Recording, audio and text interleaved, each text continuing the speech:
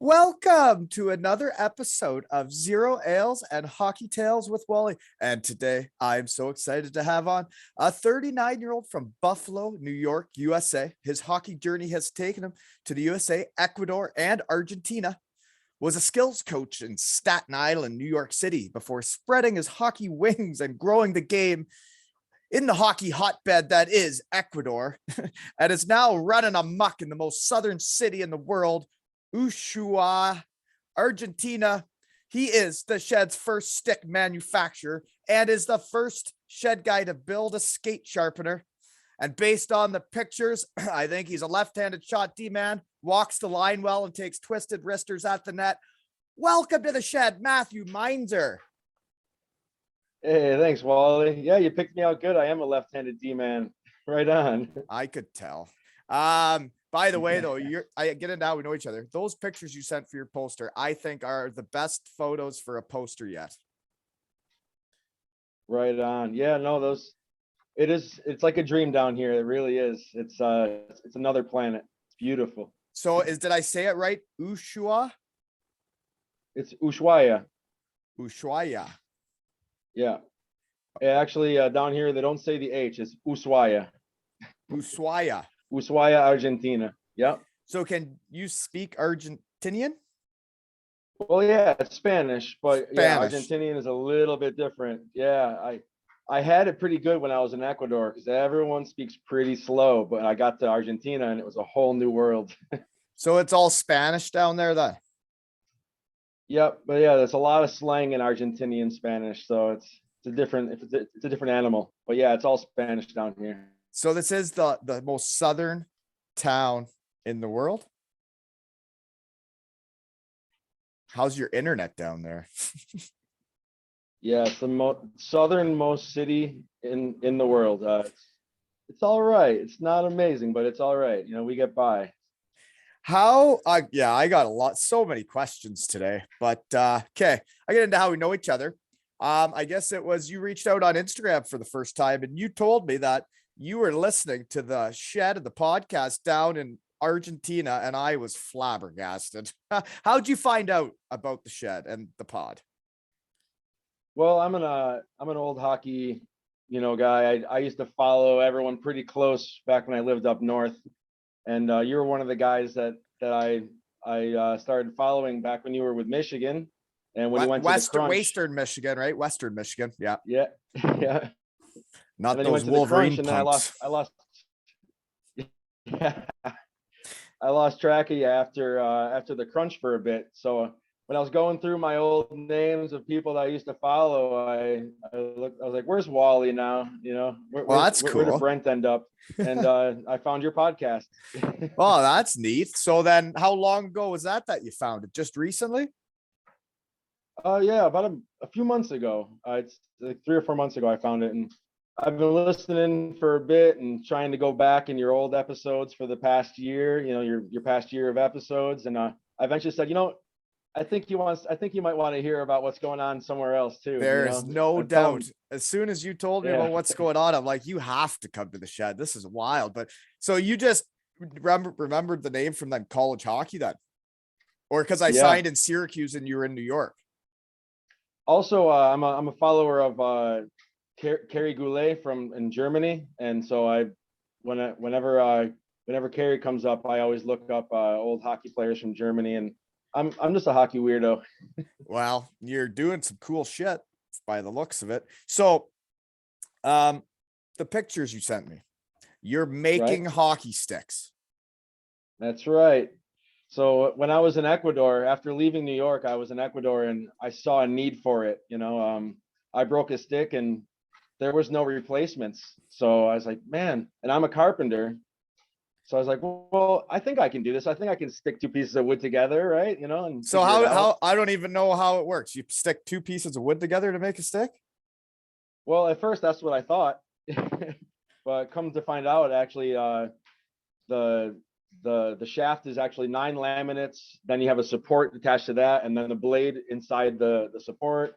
Then you have to sand it, curve it. It's actually a pretty long, hard process and quite a pain in the ass. But how long does it take you to make a stick? It's actually about a 2-week process in the end because of all the drying process. The epoxy resin for 24 hours, then sanding and epoxy all again for 24 hours, and the glue ups and everything. So how are the and first couple everything by tries at it hand. then? You must be getting better at it as you go here. Oh, absolutely. Actually, the first stick I got is right That's why I behind don't me. like The first people stick I listening ever to the made. early podcasts either. If you listen to the early podcast, Right. that's bad. Tough go. Right. Yeah, it started growing. At first, it was very crude, and very thick, the blade, and super heavy. But yeah, over time, actually during the pandemic is when it really started. I had extra time to kind of like play around. We weren't having many sales because no one was playing. So I started playing around with how can I get it thinner but still keep it strong, and So you've and been perfecting your craft. So how much do one of yeah. these sticks go for then? Well, Argentinian pesos is a lot different. So our junior stick, the baby stick, is 25,000 pesos, which is like $18. And then our adult sticks is 6,000 pesos, which is like $28, $30. Well, that's That's affordable. That's a lot more affordable than what right, I'd paying for a stick for the kid. right. No, and Yeah. that's the whole goal. To me, it's like a social project. The idea of getting more kids on the ice, more kids playing a game that their parents think is unaffordable. Because when they see us playing, they go, "Oh, the kid likes it. How, where do you get your equipment?" Like, well, in the United States, and like, "Oh, no, here's a soccer ball. Yeah. Go," Yeah. And It is an the kids expensive sport to have what you need. end up not playing. So I was like, well, I have to stop this from happening. I have to get these kids to play. That's true. It's very true. So doing my best to try and get more kids on skates and more kids. What do you need? You need a stick, you need a puck. That's the first two things. So I actually make wooden hockey pucks also, because getting pucks down here is also a pain in the butt. Wooden hockey pucks. They're pretty light then, or what? Oh yeah, dude. No, they're not bad actually. They're similar weight to the Well, blue pucks. dude, I was The looking little at your sticks and the hand crafting in it, and now your pucks look the same. My goodness, that's some cool shit you're making. That's It's worth a lot more of than fun too, 28 man. bucks for one of those sticks. I want one of those sticks up in my shed. Yeah, we're actually working on getting exportation going. And my uncle just sent me a story saying that there's the woodpeckers up in Canada are destroying the trees they use for sticks. So maybe I'll be sending wooden sticks to Canada. Well, there's Who nothing knows? like a good old wood stick. You don't see them at very much anymore. Right. Yeah. Which I still use them. it makes me think of. So this jersey right here, okay, it's up for raffle on my website, aleshockeytales.com. And that's my under 11 Kincardine Canucks I coached this year. They team signed it. We also have a Cardiff Devils banner of an Ales Hockey Tales banner that's signed by the whole team. That's all up for raffle. And what I've decided to do with the money, because I don't think my kids really care about the food or the drinks at the party, and this isn't about your parents, so they're not getting the money. I have just put in an order for, I'm getting them all custom composite mini sticks, 2 ales and hockey tails with their names and numbers on them. So hopefully they're ready for the year-end party, and then I'm going to give them all their own custom stick, That sounds awesome, man. Yeah. So Little mini buy sticks more for tickets, the because boys. I haven't covered my expenses yet, folks. So please buy a few more tickets at aleshockeytales.com. Anyways. Okay. So the other part that you sent me a picture of for your poster that I'm curious about, and I'm also curious about that puck.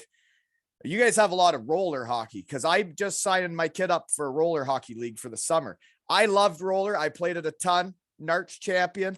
So you're into that a lot down there as well? No, absolutely. It's all of South America plays more roller hockey than ice hockey. The only ice hockey rink is here at the end of the earth in all of South America. There's a little mini one in a mall in Ecuador, and there's a little mini one in Buenos Aires in Argentina as well. But the only full-size ice rink is here. So everyone plays roller hockey. If you're into hockey, you play roller hockey. So all my boys who play ice also play roller, and we train half the year in roller and half the year on ice. Actually, the World Cup Championships is coming to Argentina this year. The IIHF World Championships is coming to Argentina this year. For the first time, it's going to be in South America. And Argentina actually won the B category last year when it was in Italy. And Argentina has a really high level of roller hockey for sure. The only reason why we don't enter the IIHF for ice hockey is because we don't have a quote unquote, legitimate ice hockey rink. Our rink has plywood boards and fence, and it's pretty crude. The benches are kind of awkward. So it is like we're Mystery actually Alaska. It really is. The ice rink is surrounded by mountains. It's gorgeous, but it's not legitimate. It's not a real professional style rink. So you're not allowed to join the tournaments. Yeah, they say the two things you need is you have to follow all the codes of the IIHF, and you have to have a roof. So how many players do you have down have there? a roof.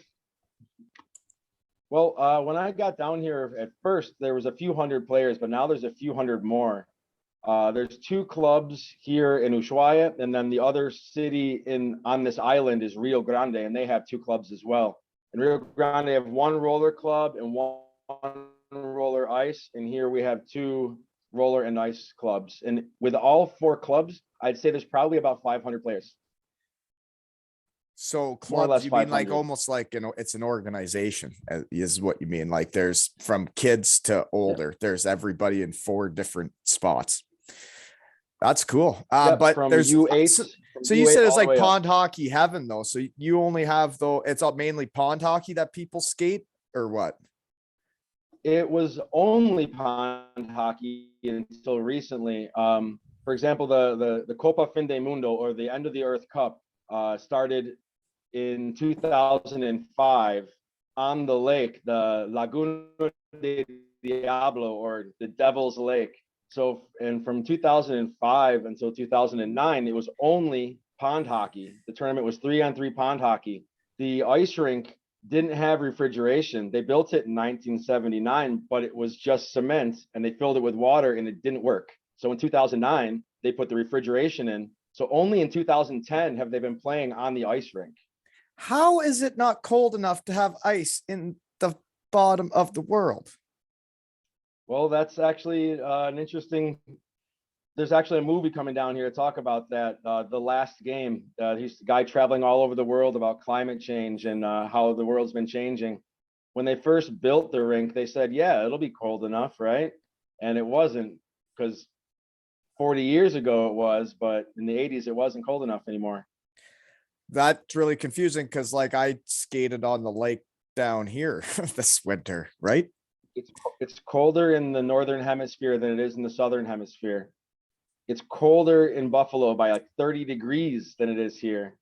So I thought when you says pond hockey heaven, I thought it was like cold there. It is in the mountains. We always have snow in the mountains all year round. And if you go up a little bit out of the city, yeah, all the lakes and ponds. So you're down in like a valley. You're down in a valley in the mountains then. We're on the beach. We're on the water. We're on the ocean, the Beagle Canal, and we're surrounded by mountains on all sides. And when you just go up just a little bit, everything's frozen. I have so many questions. It's absurd. So there's that many kids and there's adults playing, and then so it's warm enough then that roller's still the main thing. So what do you got for wildlife around there? Not much. We have guanacos. What's that? Like you don't even know what it is. It looks like it looks like a deer, but it's not a deer. Like an elk? Guanacos. No, the guanacos like llamas. Like a llama. Yeah, they spit at you. Yeah, right. I've been spit at by a llama. They're a little bit smaller than llamas. They're called guanacos. Okay, so what are you drinking there? What's going on here? What are you drinking? This is mate. Mate? It's like putting loose tea in a cup, and then the straw has a filter on it. Mate is so it's just tea. The drink of Argentina. So you heat that up on a fire or something, or what? That almost looks like the hot water right here. And you Put just the hot pour it water into in the that, leaf tea. Yep, and drink it through the straw. and it tastes just like tea then. Yeah, mate tea, yerba mate or yerba mate. It's it's You the say that herb like is I'm supposed to know called that. mate. The cup is called mate. I know, right? Yeah, No, gee, it's okay. Argentina, and if, all my Argentinian listeners will be laughing at the fact that no one knows what it is. Well, I'm really excited about this one because no, this is really cool. And like when you put it on your story, then all of a sudden I had a whole bunch of listeners from Ushuaia, Ushuaia, Ushuaia. sugar and spice. Okay, so anyways, I want to stick with your sticks for a second before we move on. You making the P106 curve that Bauer used to make? That's mine. I Because make Bauer stopped. Maybe I could get you to make me a couple sticks. Then I'd have some right. if No, I played actually, I hockey. stick to three basics right now, and I do some custom ones for some other guys. But I stick to the 88, the 92, and the 28 because it's a mid normal curve, an open toe curve, and then that gancho, that toe curve. The one So, at the end. That's one of the ones you make. yeah, Those things are yeah, like hideous. the kids love it here. They Are your especially kids with down roller there trying to hockey. do the Michigan and all that shit like ours are? Absolutely, Because they see it on the absolutely, yeah, internet and they all want to do it. that's right. Really is No, it's changing the kids. at That's the shit. beginning of not every practice, but at the beginning of most practices, I say, all right, 1 minute, try and pick up the puck, just, and So it's you mostly do, for me just to get you the easy support it. wrists. You're like, try it for a minute. Maybe Yeah. that's what I should do next year is I'll give them their minute to try their bullshit and then say, okay, enough. Now let's play hockey. Because they're Hey, trying to if do you it while look, I'm trying to run a practice and they're in line trying to do it. I'm like, stop it. We're in the middle of a practice. right, no, actually, if you look back on Hockey Canada program training from 2000, the stationary stick handling, that's actually part of the class. It's on YouTube, bud. Well, It's not I, new stuff. no, I know it's been around. My whole thought of it was I'm never going to do that in a game. So why am I going to waste my time learning that? There's enough to get better at. But okay, so your sticks then. The company is called I get them work. It teaches them how their, yeah. Your internet sucks in the T- bottom of the world. Tipo9? Sorry, bud. That's okay. Tipo9, yeah. Tipo9. The Tipo first time yeah. 9 is Spanglish. Tipo is like type, like a Type 9. Keep going. I can hear you. yeah, Tipo9. It's Spanglish. People use Tipo as like, what time is it? Tipo ocho, Tipo nueve. So we used to That's work 8, 7 9. days a week. Yeah, when I Ocho first moved nueve. here, we worked. When I first moved here, we worked 7 days a week, but on Sunday we came in at 9 o'clock. We were looking for a name for the stick. We said, I'll see you tomorrow, Tipo9. And that's where it stuck. That's how it started, eh?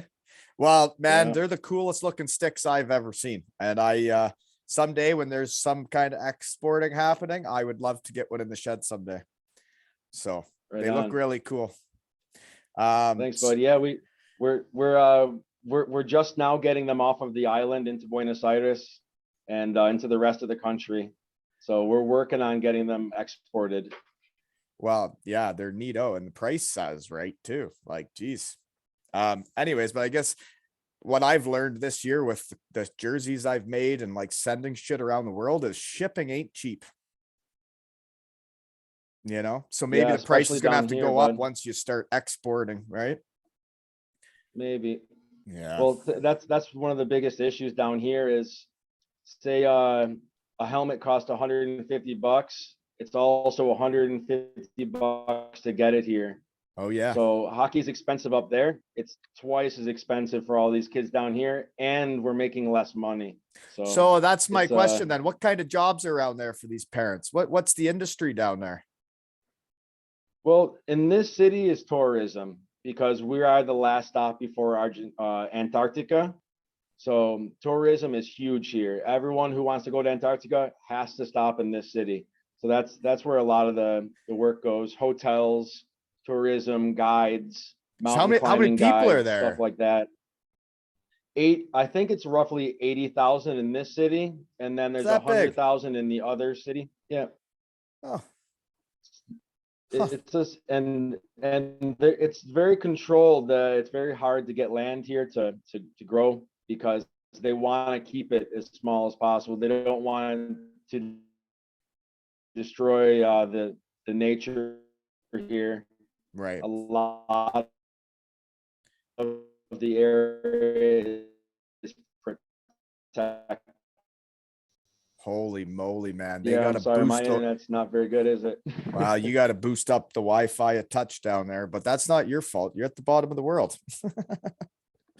I'm sorry, So bud. you got your fancy drink there. So then I'm curious, what would be normal food there? What's a typical meal in Ushuaia? Same stuff, but a lot of asado. A lot of asado, but asado is just barbecue. But down here we do it the best in the world.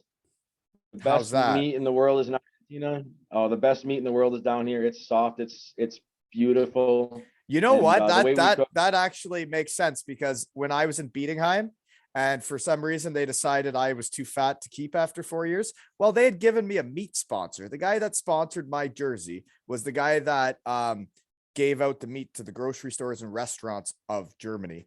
And this guy was feeding me meat every month. I'd show up at his business. He gave me bagfuls of meat. First time I went, I got an Argentinian beef fillet, and what the price on it was like 300 something euros, and the guy just gave it to me. And they wonder why I had weight issues. But Argentinian beef, eh? Jeepers, are you still there? Are you Yeah, I'm here, there? bud. Oh, there Yeah, you I'm go. here. Yeah. I Can just got a weird message on my phone actually that Guy Lafleur just passed away. Just passed on my phone. right now? Yeah, apparently. Said rest in peace, Guy Lafleur, 1951 to 2022. Oh, that's too That's a bad. bummer of a message. Holy moly, man. You are cutting out big time. Well, I don't know what you said there. Yeah. Gonna have to. Here's to Guy. Downer. Yeah, That's here's a to Guy, bummer. man. Yeah, that sucks. Um, that's weird timing that popped up right now. But okay. Next question, then. Let's see if your internet can keep up for this tale. Is you made a skate sharpener out of scrap metal? My phone is resting on it right now. It's on the other side of my phone. Really? And You're so, on. Yep. so yeah, I guess you're a carpenter, so you're a bit handy, eh? So you know what you're doing when it comes to making shit. Yeah, I actually, when I was in New York and I was coming down here, I brought a Blade Master disc with me, and I always knew I was going to have to make a sharpener. And one day I just put my mind to it and built it, and it works really well. So we're So, actually going to order one. so you took down the disc and then you had to build some kind of a motor to get it to spin then? Yeah, I took a motor from another tool and then refashioned it to a skate sharpener, and built the skate holder and made sure it was all level, and I have little micro adjusts and everything. Huh. So a lot of people come to you for skate sharpenings then? You're the Yeah, I skate got sharpener guy? all these skates back here and skates over here. This is They're cool. all waiting to get sharpened. So what's the level of hockey like down there? Well, there are players I would say can play at a D3 level. There are some players that can definitely play junior A level. But you got one of the things is as hockey didn't start until 2010 on the full rink, the oldest players right now are in their late 20s and early 30s. So I'm 39. I'm the oldest guy on the men's team. And so the generation just after mine are the first real hockey players. So the next generation, all the 18-year-olds, they're now getting into playing at a higher level. I'm And gonna they're try and they're send some good, up and to they've been Canada. playing their whole life. Right. There's actually one player, Owen Hayek, who played in the Ontario Hockey Academy and the Seaforth General Juniors in Canada, and Matthias Weir, who played for Florida Atlantic University and is now coaching the U14 Palm Beach Hawks. He left and he's up there now. There's a bunch of great players, Pedro Baeza and Tincho Baeza. Gatsby is my goalie. He's playing for the national roller selection now. You also have Maite, the girl, my girl goalie, who's playing for the girls selection team now. Mateo and Fetterman, those guys are amazing. We have a good band of guys down here and girls that are So doing it really is well. just like Mystery Alaska. Then you have your men's team that like plays in the Sunday game, which is the end of the Earth Challenge. Yep, the Copa Fin del Mundo. This is way more fun when your internet works better. It's working good again. Knock on wood. Is it again? Oh, Yeah. good. Yeah. Where's some? I'm surrounded by it. But no, seriously. So this end of the Earth game is what probably my guess. Those 4 clubs, or no, there's only 3 of them were ice, right?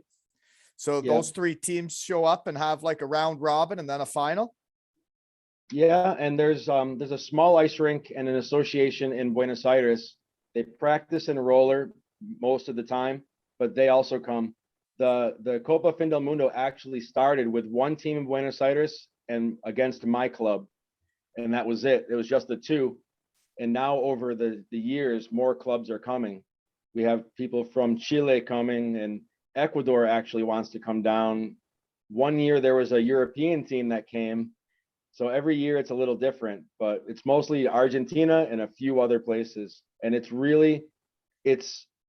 people stand on the tailgates of their trucks around the rink with beers and just scream and yell. It's just another planet, man.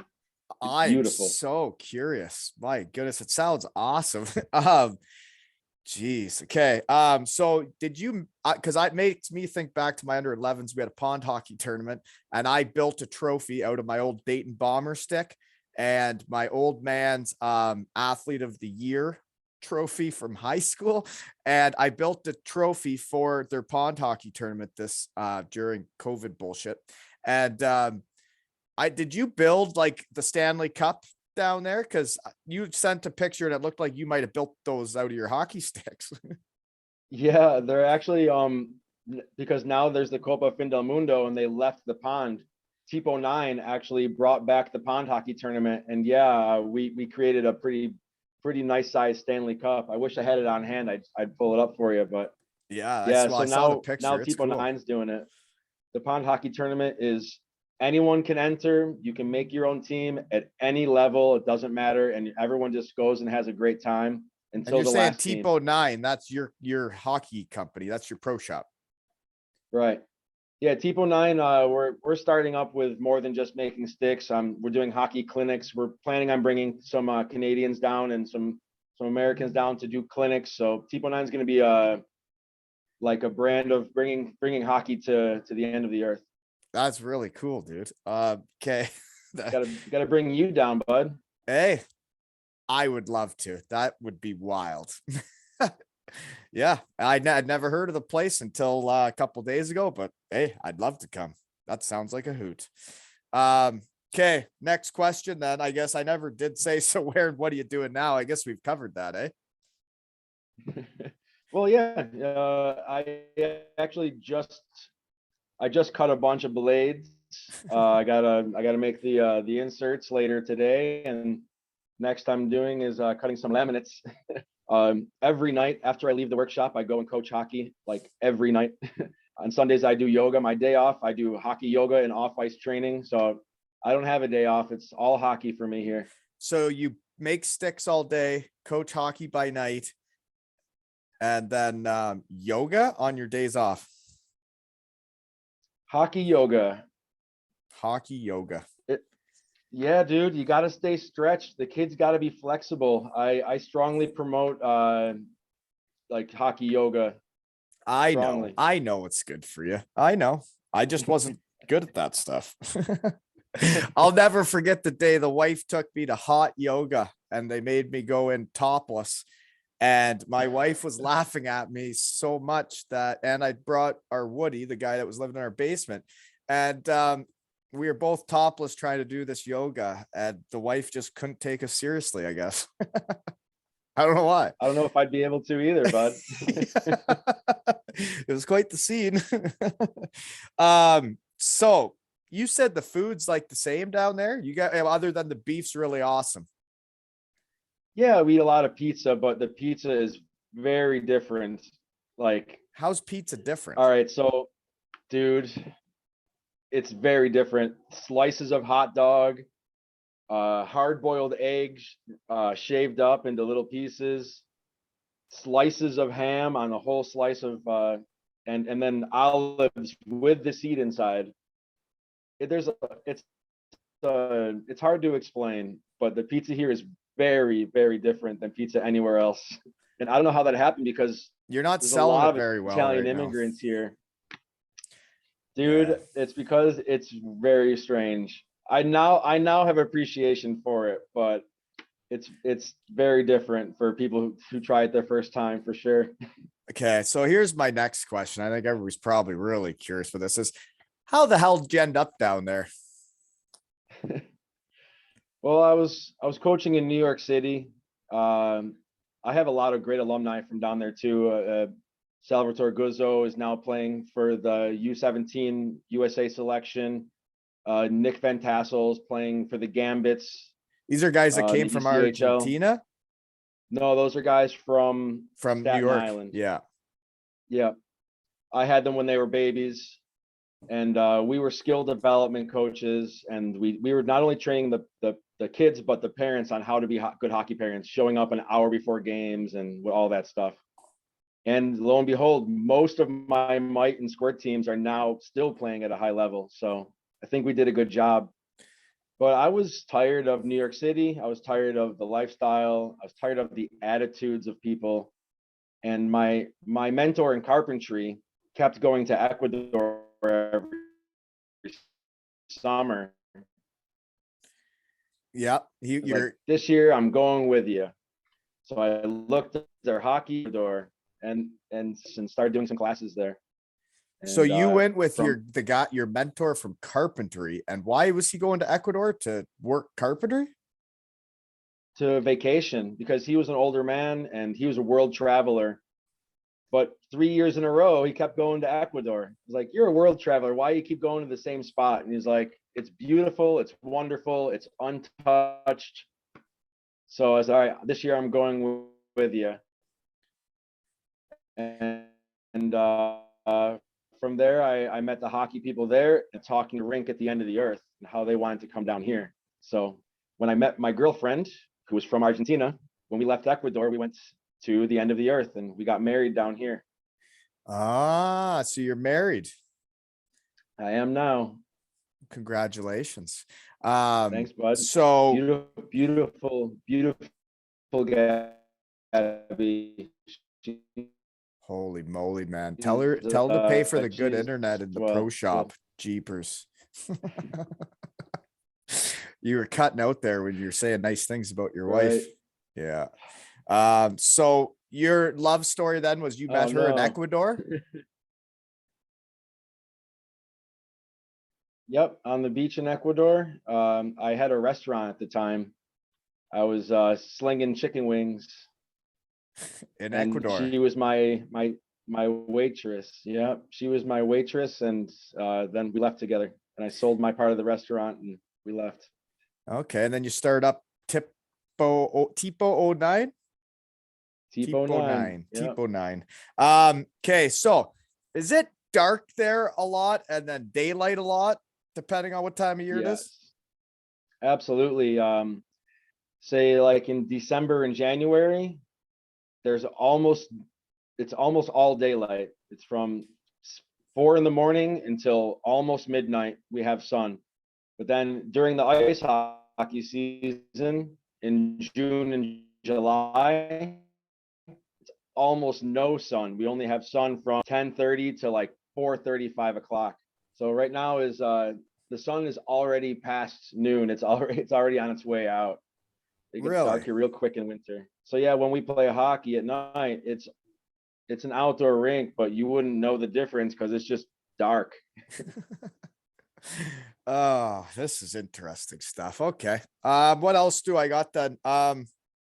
Ecuador. So you went down to Ecuador. I actually sometimes I got to look at the maps to figure out where everything is. So that's actually not so when you say it's beautiful down there. So fun fact, my old man, my parents, episode 99, Ronald Walton, they have a place in Panama. They just got back from. Um, long story how that all goes, but a family member had a place down there. They went down, saw what it was like, and then they ended up getting one down there, right? And it is beautiful down there. I haven't been there for like forever, but it sure is beautiful down there by like the Amazon and everything, isn't it? Yeah, the rainforest, like that's why I fell in love with Puerto Lopez, because it's on the beach but surrounded by rainforest. It's like the one and only place like that. And so you have the beach, you have the whale watching, you have fishing, and then you have tarantulas and monkeys just on the other side of you. And it's just another world. There's one bank, one supermarket, and everything else is local restaurants, local businesses, and local hostels. It's just amazing. And I fell in love with it, and I stayed there for a long time. That photo that I sent you was my skating class. We I went to go skating. A bunch of girls saw me and said, "Can you teach us how to skate?" Turns out there's still a weird thing there where boys get soccer balls and girls get pink stuff. One of the pink things that they all get for their birthday is roller skates. But there's not very many places to do it. There's one or two cement, soccer Pads. fields. Yeah. So I started with 2 girls, and then I had 10, and then I had 40 girls learning how to skate in the middle of nowhere, like on the beach. And Really? I did it 3 times a week. Yeah, it was wonderful.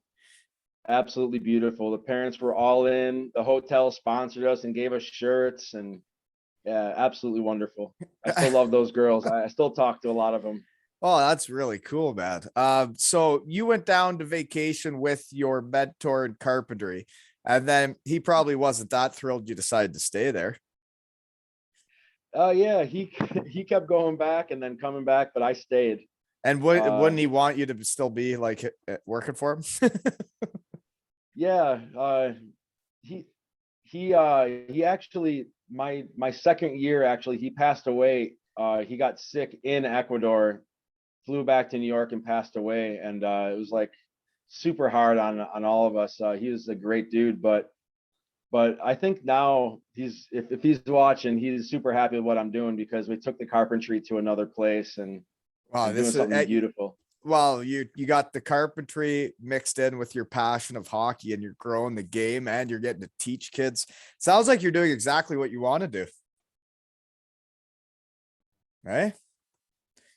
Yep, Anyways, okay. exactly. It's like me coming out to the shed. I'm doing exactly what I want to do. You know? Yes. Just have to Nice shed, by the way, bud. I like your shed. thank you. Got to come hang out there sometime, have a Yeah. beer. Oh, it's lovely here. Yeah, June 25th, we're having a golf tournament. Ainsdale Golf Course right around the corner, folks. Register at aleshockeytales.com, wherever you're from in the world. We got one of the best beaches in the world, golf course, and I'm right here and the shed. June 25th, folks. aleshockeytales.com. Get your foursome booked. Live band too, Roy's Garage. Okay, so the end of the world thing there. So that would have been that picture of a team in the green jerseys. Was that the end of the World Cup? Yeah, that was my first year here. I coached that team and we won the cup. It was their first time winning in 4 or 5 years or something like that. So it was a big deal. And So the that was boys just get after it. 2019. Is there some alcohol down there? The boys get after it after a W? Oh yeah, after the win, yeah. But half of that team was very young at the time, so only half the boys Could get went to after it. party. At least the other half we didn't watch. We weren't around for the other half. We don't know what the younger guys did. Right. You're not sure. It's actually it's legal to drink at 18 here though. So I'm sure they And you had were half the team responsible. younger than 18. Yeah, there's some 16, 17-year-olds Holy, on they'd that be team. fast, buzzing around. Yeah. Yeah, and right now my best players are 16 to 18 years old, and the old guys are getting sad because they might not make the cut for the A team this year. Just like Russell Crowe in Mystery Alaska. I gotta go back and watch that movie now. Now that you've been referencing it so much, I gotta go back and watch that one. Oh, That's a good yeah, one. I just watched it with my son just a few weeks ago, and man, it's a classic, I think. And now that I'm talking to you, it's very interesting. But it's like the opposite, right? Because it's way cold enough for the ice to freeze up there, and you're saying that there's only a cup. The rink didn't even work after the 70s, huh? Yeah, well, they didn't put refrigeration in the rink, and they built it way too far away from the cold areas of Ushuaia, and it just didn't work right. They played one game on it in 1979, and that was it. The next time they used it was in 2010. And that's where It you get just the new sat there. generation, but they are using it now. Okay, so Oh yeah, absolutely. okay, we better get into the normal routine here a little bit. Growing up in Buffalo, New York, how much hockey did you play then? How'd you get into hockey? Well, How'd you get the passion for it so much? well, my dad and my family, my father put me on skates before I was 1 years old. I was already out in the pond, and yeah, my mother's a figure skater. My dad's a hockey player, and now in my whole family, between my cousins, Oh, here's the internet, the south end of the world my again, folks. brothers, we tired of at least 8 of us. Yeah, Oh, end you of the lose me world. again? Oh, end Am I of the back? world. No? Oh Choppy, no. choppy like the lake out here. Yeah, a little choppy there. Not sure what you said, but your family's into hockey. That's what we got. Yeah. Well, my dad raised me on it, and now in my family we have at least 18 players between my cousins, my brothers. We have a full team of players now. So everybody just loves hockey, and you were from Buffalo? Holy moly, might really Yeah, be. the city of There he is. Tonawanda, Oh, a suburb of Buffalo. City of Tonawanda is a suburb of Buffalo. okay. No, Were you a big Sabres fan then? Like Hasek, Afinogenov got the tattoo on my leg, bud. Buffalo tattoo? Sabres. Yeah.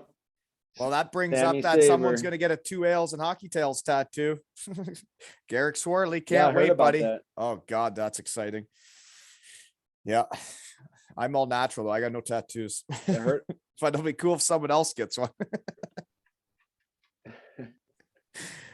So you're a big Sabres fan your whole life growing up then, eh? If he's there at the end of the world. There he is. Yeah, absolutely. I'm super happy that we got rid of Eichel and that we're rebuilding again. I think we're going to have a good future coming up. Why do you think that? Buffalo's looking. I've been watching every game. I also keep track of the Rochester Americans, and I keep doing. And I think that the next few years are going to be promising. Owen Power is looking beautiful, and we have a big future. I think you got to think that when you're a fan, though, right? Come on. I think so. Wasn't that like the organization that like fired all their scouts like just like a year ago and then completely like when you think about organizations and when they don't retain people and they're switching over all the time, it's like everybody they've invested in, everybody they've been bringing to a certain point. Now you bring in new guys that don't know them. They've never been to their shed. They've never even talked to them.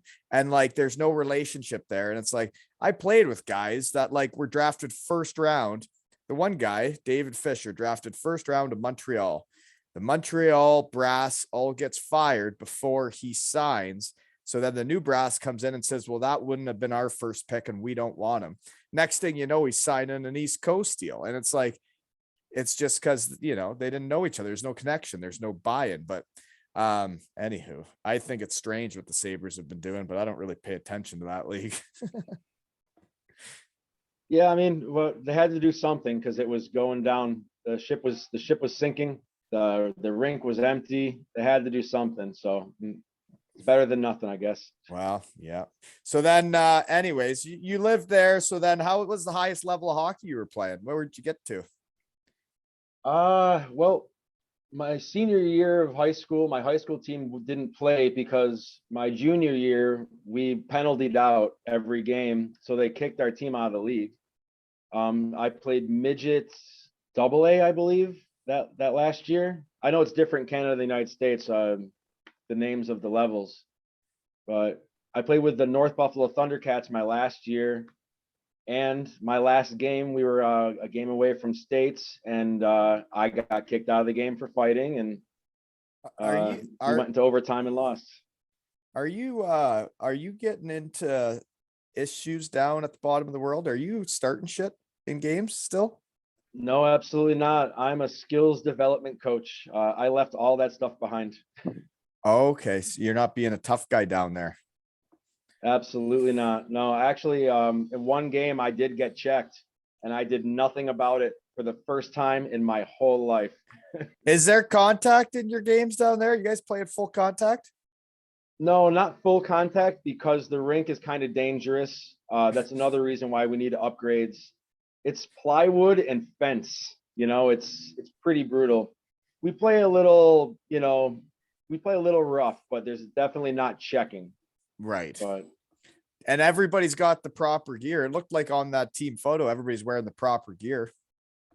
more or less, but a lot of that stuff's from the 80s and 90s. Just keep using it until it dies. Yeah. Okay. So then you grow up playing hockey till midget, and then you go to university. What do you take? Carpentry or whatever? You don't take carpentry at school. What'd you take? I actually took computer art and design because I'm also an artist, and my uncle convinced me to go to college. He said, "You're not just going to bail on all this," because once I was done with hockey, I didn't know what to do. My family wasn't the kind of family that would push. I didn't know there was options to keep playing. Uh, I was kind of naive, I guess, and also my family, we didn't really have the funds. I kind of jumped around teams to the cheapest team possible every year, and I didn't know that there was anywhere further to go in hockey. So I was just gonna be whatever, be a punk. Well, My just uncle move got me on with into life, right? Yeah.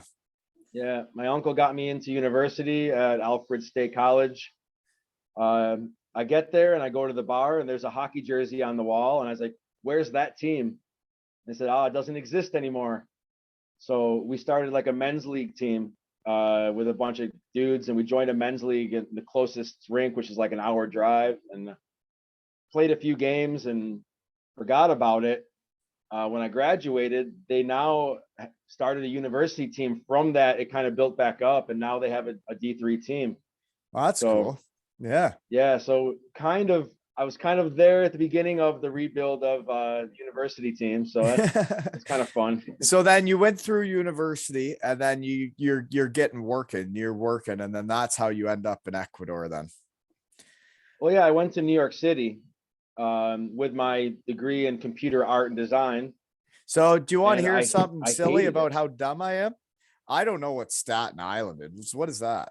I've hardly been to New It's one of York the other than to Syracuse, and they didn't want it's me one of very the much, five so I left barrios. right away. There's Manhattan, Brooklyn, Bronx, Queens, Staten Island. Is that right? It's the five barrios. Yeah, Staten Island's the island of New York City. Did you say the five barrios? Yeah, What does that mean? yeah, Barrios. barrios. That's what they call it, the five barrios. It's also, I don't know, Islands? Manhattan, Brooklyn. Yeah, Manhattan, Brooklyn, Queens, Bronx, Staten Island. Yeah, I've hardly been to New York, man. I don't think I fit in there. Well, yeah, I went down there. I went down there with the intention of doing computer art and design. I did it for a year and I hated it. uh, And I went home to Buffalo to visit my family. My brother was playing high school hockey. I went to the rink. I smelled it, yeah, and I was like, you I miss it. got to get back to the rink. So when I was on my way back to New York City, I called the first rink I could find in the phone book or whatever, and I said, "I'll do whatever. I'll sweep the floors. I don't care." And so that's when I got back into the rink. I was a manager, Zamboni driver, skill development coach. Then I was the assistant hockey director. I was there for almost 9 years In New total. York there. Yeah, well, I was, yeah. And at the rink, I was in the rink for more than 7.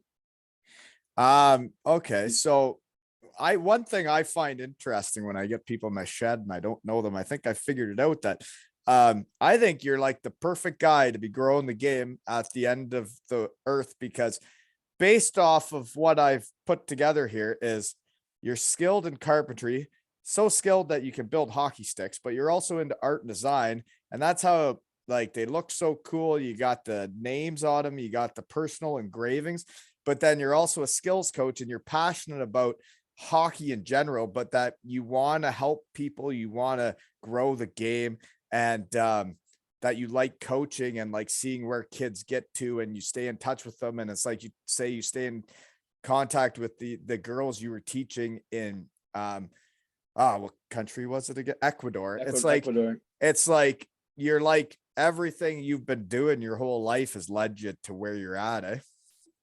Yeah, I'm still in contact with almost all of my students from Staten Island, like hundreds of players. Their parents send me messages whenever they make a new team. Whenever they score a goal, I get a video. My Facebook feed is just full of messages from all those guys. And yeah, I really do love coaching. I think it started I started coaching when I was 11 years old with the Special Olympics with my grandfather, teaching skating. And then with Saba, which was skating for the blind and handicapped. And I think that patience I learned from that helped me when I started coaching ice hockey. Yeah. And so I do owe a lot of it to my family and my grandparents and stuff. And Well, it for seems sure. like you're on the path you should be on in life. Anyways, I got questions still. Nice, let's go. Ecuadorian food. Oh, dude, What is it? some of the best. It's amazing. Well, there's a lot of seafood in the town I was living in. So like encebollado is my favorite. Encebollado is a fish and onion soup. It sounds strange, but it's actually, they consider it a hangover cure. And every Saturday morning and Sunday What morning, type I of get a broth big is in old this bowl of soup? it. It's Ty- called caldo, which is it's like it's spicy. It has a lot of cumin in it. Yeah. But yeah, it's just, and they have yuca, so it's yuca, onions, and fish with this brown, oily. It sounds strange, but it's so delicious. But I don't beyond know if that, it's it's I don't know if it sounds that weird. I sounds like I'm picturing like a dark brownish broth that's like it's not thick, it's like runny, right? right. Spicy.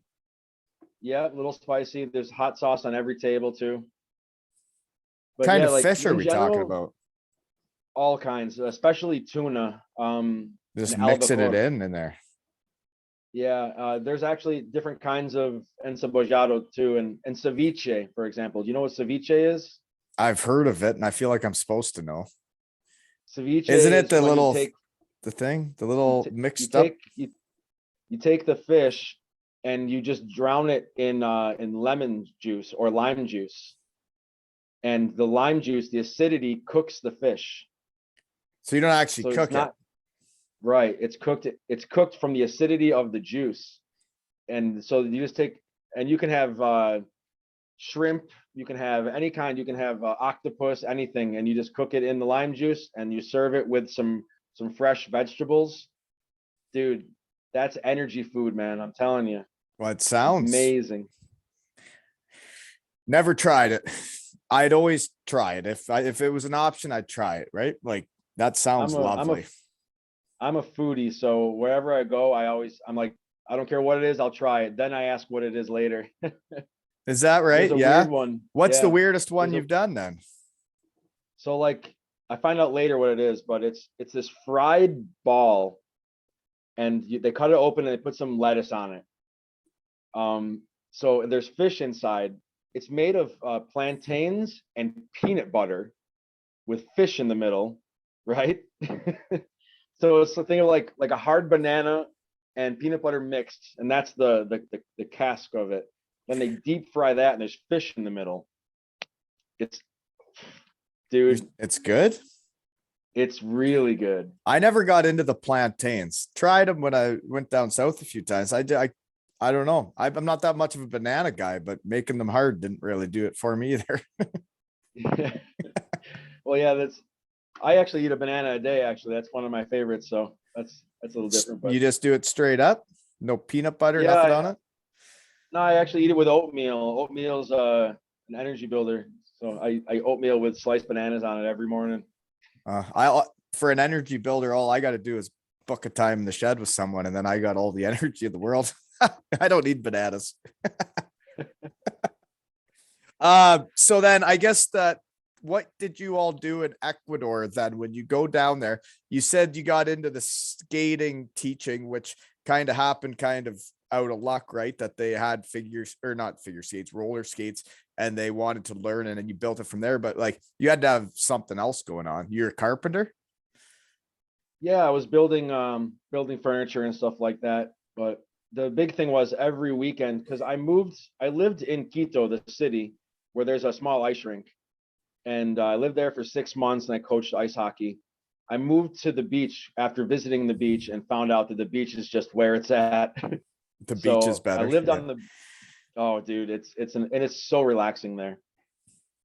So every weekend I'd get on a 9-hour bus on Friday, go back to the city, I'd get there at 5 a.m. on Saturday. I'd go right to the rink. I'd coach classes all Saturday, play a hockey game Saturday night with the boys. There's a gringo team there, and there's also an Ecuadorian team. There's a lot of I thought there was no ice. You said in that little mini one, then you're playing. Yeah, it's a little mini one. So we play 3-on-3 inside of a mall. Is there boards? Yep. There's the Quito Cocks and there's the Black Dragons. The Quito Cocks are the gringos. The Quito Cocks are the gringos. Yeah. The animal of the area is the rooster. So they decided to make the Quito Cocks, and they have a big rooster on there with a hockey stick on their on their logo. But yeah, they're from Canada, they're from the United States, Michigan, they're from Germany, from Russia. But like they're just they're gringos living down there.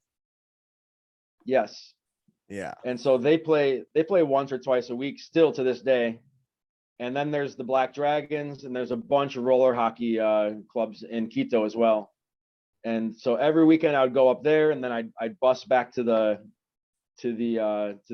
beach every weekend. And there's 9 hours there and 9 hours back, but it was worth it to get on the ice with the kids down there and play with the boys. 9 hours too, down, 9 hours back. Yeah, on a $3 bus. You've lived an interesting life, eh? Dude, got stories for days. South America is amazing. So the greatest. So after when I was in Ecuador, I met my future wife, and we left on a bus, and we went through Peru, and then ended up in the northern part of Argentina. She's a diver. She went to Brazil to go diving. And I decided I'm going to find a way to get to the end of the earth. And I had no money. I had this skate sharpener that I just built. I had a box of tools and a hockey bag. And randomly, I got a Facebook message saying, "Hey, we're looking for players to play on a team in a tournament. Can you play?" I was like, "Yeah, who are you guys?" Like, we're traveling from the end of the earth. We've never played roller hockey before. We're all ice hockey boys. And we're going to go on and play every roller hockey tournament from the north to the south. It's like, "Can I go with you the whole way?" Like, yep. So I got in a truck with some boys I just met, and we traveled Argentina to Chile, to Argentina to Chile, and we went back and forth to all these roller hockey tournaments, and then we ended up here in Ushuaia, and they brought me with them the whole way. In every city, I did a clinic so that I could pay for the gas to get to the next city. How did you find the people for the clinic? Oh, because of the tournament. You play in the tournament and they'd be like, "Who's this gringo running amok?" And they're like, "Let's have a clinic." Yep. And so I charge a few bucks, and then we use that to put in the gas tank and keep going. It's too bad you're a stay-at-home D-man though, eh? If you were like an offensive guy with some flair, eh? Jeez. Never said I was a stay-home D-man. I'm not a stay home. No, I I have an know you're attack. not. I know you love the game too much. You'd be working so hard out there. I bet you're the type of guy I'd hate to play rec league against because you'd be trying too hard, wanting to take the puck off me just so you could be like, hey, took the puck off you. And I'd be like, yeah, I'm gonna slash in the throat. No, I gotta play with full energy right now because I gotta show these guys what it's like. Because when I first got here, they would reach for the puck like with like 2 feet distance from each other. I'm like, no, you gotta get in there. You gotta Well, you gotta play. use your So, body and get that puck and then show them the ass. yeah, exactly. Yeah. That was actually our class yesterday. um okay, yeah, no, I'm looking forward to my kid getting into roller though. Been a while since I've been around that game, and looks like he's gonna be starting the end of May and he's never played, so it's gonna be fun to see that happen.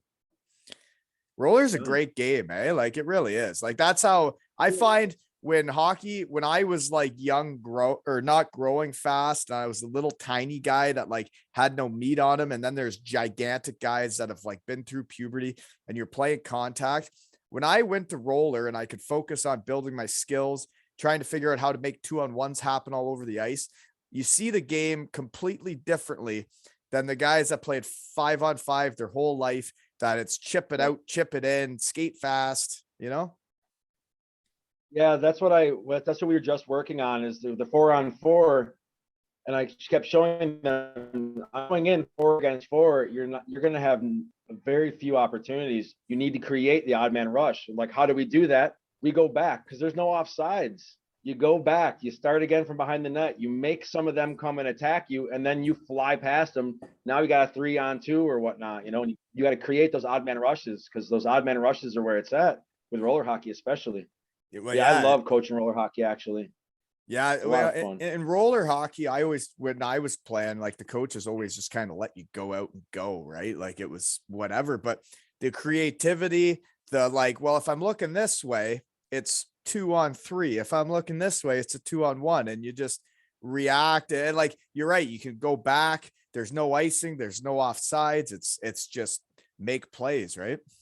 Yep, Be spread out the D creative. and just go. Yeah. Yeah, it's really fun, and it does translate over to the ice hockey. The only thing we don't use in roller so much is like cycling. It doesn't happen as often, so that's what And it we focus shouldn't, on that right? in the Yeah. first. Yeah, we focus on that in ice, but the rest of it we focus on the odd man rushes and creating opportunities. It's a lot of fun, man. I love it. Okay. What other questions do we got then? So when you're in Ecuador, you're saying that it was a lot of seafood then. That's the type of food we're talking with. Yeah, there was a lot of seafood, but there was also, most plates were rice, some kind of salad, and then a meat, which is fish or beef Yeah. or pork or something. And then you got a cup of juice with it. That's the basic normal lunch there. Okay. So then that's how you get to the end of the earth then, was doing that roller hockey tour. So then, Trip, yeah. and where was your wife or girlfriend at this point while you're doing that? She went to Brazil Oh, right. to go diving and to work in the dive shop. So, and I And then said, I'm she gonna met go you to at the end of the earth. Yeah, I said, I'm gonna go down there. I'm gonna see what it's like. Maybe we just go for one season, have some fun. Well, who knows? So when I got down here, when I entered Ushuaia, I only had 900 pesos, which at the time was like $9. You had And I had no $9 to job. you, no job, nothing. Yeah, nothing, no place to stay, nothing. So I went walking around looking for work, and I came to this. I was looking up all the carpentry shops, and I came here and they said, yeah, it's a rough time right now. There's not too much money, and the peso's down. But I kept coming back. And I would walk all the way down here, which is like a 50-minute walk from the heart of the city here. And finally I said, hey, why don't you let me use your tools so I can build myself a workbench so that I can work at my house, which I didn't have. And the owner's father, who was the old owner, said, all right, build yourself a workbench, build me a workbench. We just want to see what you can do. So I built 2 workbenches, and they were like, all right, good work. You wanna work here? You can do your side projects and stuff. Like, they had no job for me, but they let me use some side projects. And that's when I built the first hockey stick. Like, what is this? It's like, well, there's no fabrication of hockey sticks in all of South America, and I broke my stick. I need a new I need a new insert blade for my carbon shaft. So I made a blade. And they're like, wait, like, this is for the sport? Like, you're going to use something we made here in this workshop to play a sport with? And at the time, there was a big transition in the carpentry, because they're stopping with furniture and windows and doors, and they're starting to go into like cutting boards and the mate cups and smaller things, because it's a transition of what's buying and what's selling. Yeah. She said, all right, so let's add hockey sticks to this list of things we're going to do in our future. Like, all right, let's go. And that's how it started. So then you still are like, so is the hockey stick company yours, or are you partnered with them? I partnered with the owner of the workshop here. Right. Yeah. So, And that's how it all now, started, was you built him a workbench. yeah, I built him a workbench. He liked it and said, yeah, you can work here. Do And your then you side, built a do hockey your side stick. jobs. Yeah. And I built a hockey stick. So how many And sticks would you make in a week, do you think? well, we kind of do it by month. Kind of making like 50 to 80 a month. We can make more, but I'm also doing other jobs. Like, right now, for example, he's making these little boats for a sushi restaurant. And so I'm sanding those and doing stuff like that. Like, I'll do some jobs for the workshop, and then I'll do some jobs for the shop here. Yeah. Okay. So, because there's not enough players quite yet to sustain itself. Right. You To know, just keep building them and manufacturing them. And Right. then there's not enough players for the demand. Yeah. Or yeah. Right. Stock. Yeah. Like, every under 8 kid has one. Most of the under 10 kids have one. You know, so everybody's using my sticks, but they're not buying like one a month. They wait till buying it breaks one- until they go get a new one. Right. So, but since the sport's also growing, it's starting to get there. And now that So, we're exporting to Buenos Aires too. so do your sticks break often? No, not too bad actually. So depending on who you are and how hard your shot is, some of the boys use a stick for 3 weeks. Some of the boys use them for 3 months. The under 8s, under 10s, they're using sticks for, like, some of them are using sticks for up to a year. Yeah. And I'm like, that's a wooden stick. You're getting a lot out of that, you know? Well, and That's then the pretty wooden, awesome. so it probably just frays at the bottom instead of like actually snapping, right? That's when you knew you had a good wood stick, is when it frays at the bottom before it actually snaps, right? Yep. No, and that's why when someone brings me a stick and it's all sanded off and they're like, oh, it's starting to break, I'm like, this is a good thing for me. Like, I'm actually happy with this. Yeah, it's working the way it's supposed to. Yeah. I remember Yeah. when the one pieces, you were paying a ridiculous amount of money for them. And there was like a few years there where they were snapping like crazy. And even our pro hockey teams were going Looney Tunes that these sticks were breaking, because they were like $300 a pop. Right. That's the other thing. People are starting to get into the culture and starting to understand. Some of the young boys want a Bauer because, well, you know, they see the photos, you know, and they're like, I They need a see the Bauer. YouTube. You know what, folks? This guy's sticks are way cooler. I would way rather try one of yours next year, coach. And Yeah, seriously. that's the thing. The kid gets a Bauer. The parents pay a lot of money for it. Then he grows 7 inches and the bottom breaks, and they're like, oh, I thought this was a forever thing. Like, no, that's what I'm telling you. Just buy a wooden stick, and in a few months buy another one. You can get 4 of these for the price of one of those. Yeah. 5. And it's true. And it usually does the job at that age. Yep. Yeah. And yeah, and now that I'm getting the curves all perfect and everything, so there's no excuse now. I really do think I need to order one of these. We Right got to on. figure Yeah, out how we can to get you one. I would love to have one up here, or coach with it all next season and then put it up on this up there. Okay. But yeah, I think we're actually trying to get some to Brady Leovold and to Kerry Goulet. So we'll send 3. We'll send 1 for you too. Who is the other guy? Brady Leovold.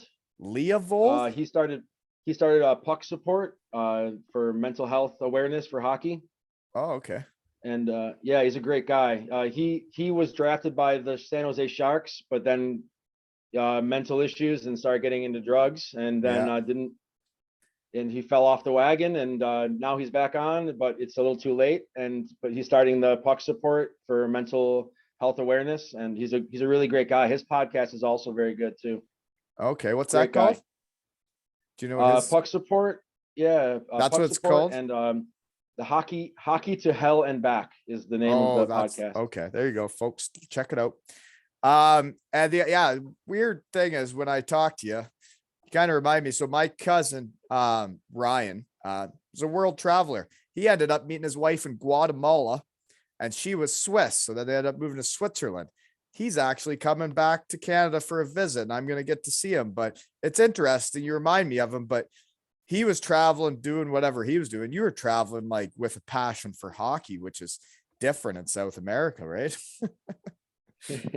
It's definitely awakening to see the different cultures of hockey. And every city has a completely different culture too.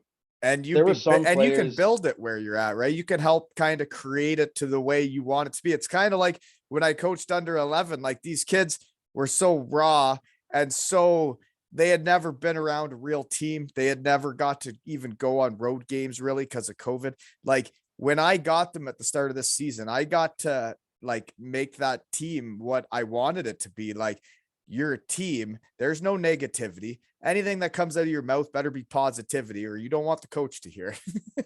You know, Yeah, right. and you get to kind of do that, like, but with like a whole a bigger scale. Yeah, it really is beautiful down here, and the game is growing, and we're all very happy with it. Some of the older guys who were the originators, of the sport down here, the first guys to start playing and coaching, they were never coached themselves, so they were just like, we love hockey, and this is how you do it. You hit the puck. So now that I'm down here, I'm not only coaching the players, but I'm coaching some of the coaches and teaching them the stuff that I learned, going through coaching clinics and stuff like that. And Oh, now they're transferring that as well into the hockey. So we are creating a culture, and it's a lot of great guys in different parts of South America, all doing their part. It's really beautiful. yeah, and for sure. And actually, one thing I needed to bring up before we skip over it was you talked about him bringing up the thing for mental health is we did do a fundraiser with my local junior B team, the Elmira Sugar Kings. They donated a jersey to me to help. So we raised money for Friends of Hockey, it's called. A former shed guy, Kyle Rank, went to St. Lawrence University. He's my buddy. He runs Friends of Hockey, which it's basically to help kids pay for hockey that can't afford it or get them equipment to play. That's in Canada. It's expensive everywhere, right? There's people that can't afford it everywhere. It's an expensive sport. So through that jersey raffle, to my shed family, thank you. We raised 304 something Canadian dollars that Sunday I'm going back to an Elmira Shuriken game with my kids and my nephews, and we're going to get to go on the ice and donate that to Ranker. So kind of cool coming out to your shed, Beautiful thing, man. That's awesome. Great to hear. Yeah. So starting this like a year and a bit ago, to think that this shit can happen now because I was having beers with my friends, it's pretty cool, It's like traveling to Yeah, the end of absolutely. the earth to like think about like what you could do with hockey and where it can go. And like you say, there's almost 500 kids playing hockey now. What do you think it was like was it 4 years you've been there? Yeah, I'd say it's doubled, but and that's just this island. The roller hockey culture in Buenos Aires is really big. Ecuador has about the same amount as here. Each place has their own culture. Bariloche, which is another part of Argentina, has a big hockey culture as well. But it's mostly roller with the dream of playing ice, and that's why the Copa Fin de Mundo, once a year, they all come down here to play ice hockey. How many fans are at that game or those games? It's a Oh, dude, tournament, right? Yeah, like those last games, like almost 1,000, I'd say. And there's no grandstand. There's a few benches, and so everyone's just piled on top of each other, Trying to get standing a on the back of glimpse. trucks. Yeah, the people on the tailgates is the best though. That's a beautiful thing. I When I'm not playing, I'm on a tailgate. yeah, I couldn't imagine. It's yeah, sounds like some pond hockey tournaments we'd have back around Elmira, Ontario back when I was in high school. There's one that was on CBC. It was such a big deal. But um, what you guys are doing down there, it sounds like something that like media, like you said, the movies come down. Like you guys should get a little publicity for this and like really see it grow, right? Yeah, well, it's one thing at a time. I think COVID kind of put a block on a bunch of stuff, but now that we're like the last 2 years, they didn't have the Copa. So that's why we went back to pond hockey. And so, but this year, because we're back on the rink, it's going to be a huge year for everyone. It's going to When be amazing. and it should be, yeah, just Yeah, like June 25th at the golf course. that's right. I listened to that episode. Those guys seem like very nice people. Oh, they really are. They're great folks, and they live right around the corner. And they're letting me host this golf tournament. And I hope I can at least get 18 foursomes. That's my goal. I'd like to have at least a foursome on every hole. If not, I'm going to feel like a failure. If I can get 18 foursomes, I'll feel like I actually did it, and it was it. Well, That's going to I'll be my spread the win word or to my loss. That's my win or loss is if I get 18 foursomes and I fill every hole for the shotgun. If there's an empty hole, I'm going to be upset. I'll spread the word to my boys up north. It sounds good. Okay. So yeah, one of my questions is, do you still follow a lot of hockey? But we've already answered that. You're a hockey nerd, aren't you? Yeah, I'm not really big on names. Like I don't follow everyone, but I do. Like I have a list on my phone of people to keep an eye on. I'm Okay. more about development. I like development. I like watching like people going through the junior levels and seeing where they go after that. Yeah. It's like why I like always watching the World Juniors. You could watch like Slovakia play and you see some kid and you're like, that's a player. And you're like, I want to see where that guy goes. Yep. Yeah, I Yep, that's understand. actually my list. My list starts from World Juniors. Like I have a whole list of every player in World Juniors. Okay, so I guess what other sports are down there? Soccer and soccer and soccer and Right, soccer.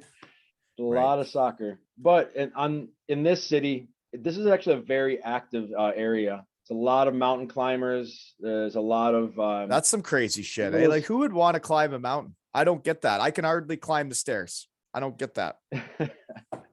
Well, this is a very active area, and because we're surrounded by mountains, a lot of people who love mountains end up here. And so yeah, there's a lot of mountain climbing, there's a lot of hiking, there's a lot of canoeing and boating, and but hockey pista or floor hockey, like like field hockey Yeah. in the Like with the grass. little Well, they do the stick? same. Yeah, with the really short one, Yeah, with with the curved shoes, little with the ball. yeah. That's really big down here. We I that's I'd say half of my girls team played that first, and then I kind of stole them. Yeah. Well, they left on their own, but Yeah. that's not my fault. But yeah, if you think there's every sport exists, it's just not widely publicized. There's a great basketball team in Argentina. The national team's really good. There's actually handball is actually really big in Argentina. Handball is huge But in Germany and nobody ever like I didn't even know that was a thing. And then I went to Germany. I'm like, so you're saying the pro handball team's a bigger deal than the hockey team? and the hockey with the quad skates with the four wheels and the square, the little stick, quad hockey. You ever seen that? That's big in Germany too, actually. I don't know what you're talking about. Hockey with roller skates. And they use a different stick and a ball. That is not big in Germany. Where? It is. I watched two places for that. I watch Argentina and I watch Germany. Those are the leagues I follow. I've never seen anybody play that in Germany, but maybe we had the real I'll ice. send you That's a why. link. Send you a That's link. interesting. Well, dude, what you're doing is very, very impressive. I find it really cool that like you followed your passion. You weren't worried about like the money that was out there. Like there's a lot of people around the hockey world that are all about putting on these events, putting on camps, putting on whatever it is for kids, but and you can tell it's not about the kids, it's about making money. And that shit Yeah. is all over Canada. What you're doing is because you love the game, because you want to see kids enjoy it, and it's a passion. And I really respect that because I feel I'm the same way. Right on, bud. No, I hear you talking about the story of your big win or big not win, but still a big win for you. I could feel what you were feeling in that locker room that day, and I'm pretty sure we're on the same page on that. Yeah, coaching kids, like you said, how much you loved coaching. I didn't realize how much I was gonna like it or love it this year.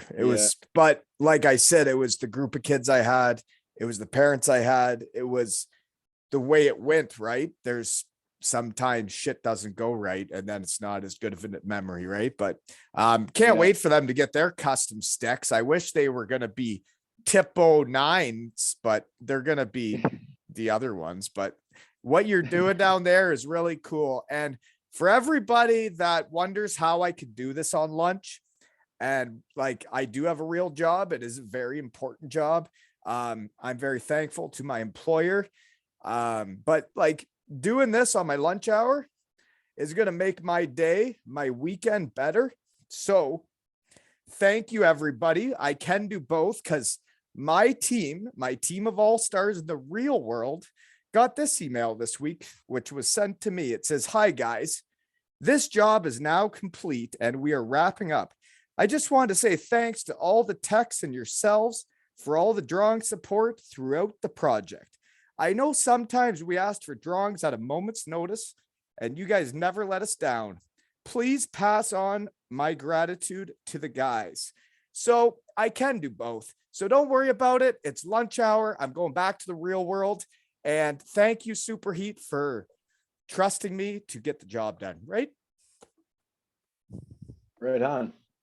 But seriously. I'm on my lunch hour too. So now it's time to make sticks again, eh? Yeah, after I eat that, I got some lentil soup that my wife made. She's a wonderful woman. So she's into cooking. So she's Argentinian. Yeah, I cook, I think, a little more than she does, but I think we're about even now. But and you're she a likes my foodie. cooking, So okay, what's your signature dish and what's her signature dish?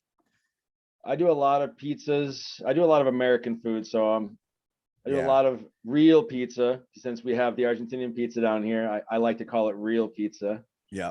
But yeah, I'm big on making things that you can't get here, like a really good hamburger, like I don't know, a lot of I cook in just about everything. Like we just had taco day, Taco Tuesday on a Wednesday. But you're keeping it sounds like you're keeping the food of the Americas.